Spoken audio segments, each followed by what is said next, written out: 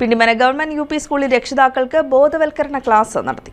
Pindimana government UP. സ്കൂളിൽ രക്ഷിതാക്കൾക്കുള്ള ബോധവൽക്കരണ class നടത്തി. SMC ചെയർമാൻ അനീഷ് തങ്കപ്പൻ അധ്യക്ഷത വഹിച്ച യോഗം Kothamangalam block programme coordinator Simi P Muhammad ഉദ്ഘാടനം ചെയ്തു. Kothamangalam social service society programme coordinator Johnson Karukappallil class നയിച്ചു.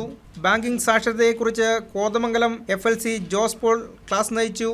Sheeja Satheesan, Deepan Vasu, Reshmi B, headmistress Liji V Paul എന്നിവർ സംസാരിച്ചു. അധ്യാപകർ അവരെ കാണുന്ന സ്വന്തം മക്കളെ പോലെയാണ്. നിത്യചൈതന്യതി പറഞ്ഞിട്ടുണ്ട്. എന്താ പറഞ്ഞത്? നിങ്ങളുടെ മുൻപിലിരിക്കുന്ന കുട്ടികൾ നിങ്ങളുടെ മക്കളല്ല എന്ന് എപ്പോൾ നിങ്ങൾ തോന്നുന്നോ അന്ന് നിങ്ങൾ അധ്യാപനം നിർത്തണം എന്നാ പറഞ്ഞിരിക്കുന്നത്.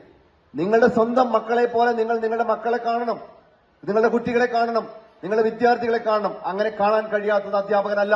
അവിടെ വെച്ച് നിങ്ങൾ പണി ഉപേക്ഷിക്കണമെന്നാ പറഞ്ഞത്.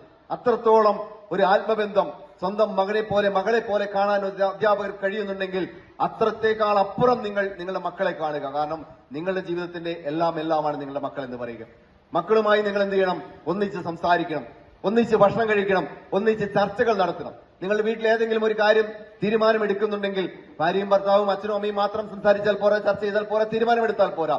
നിങ്ങളുടെ മക്കൾ അവൻ എത്ര ചെറുതുമായിക്കൊള്ളട്ടെ, അപ്പോഴാണ് അവന് ബഹുമാനം ഉണ്ടാവുക, അപ്പോഴാണ് അവനെ അംഗീകരിച്ചു എന്ന് തോന്നുക.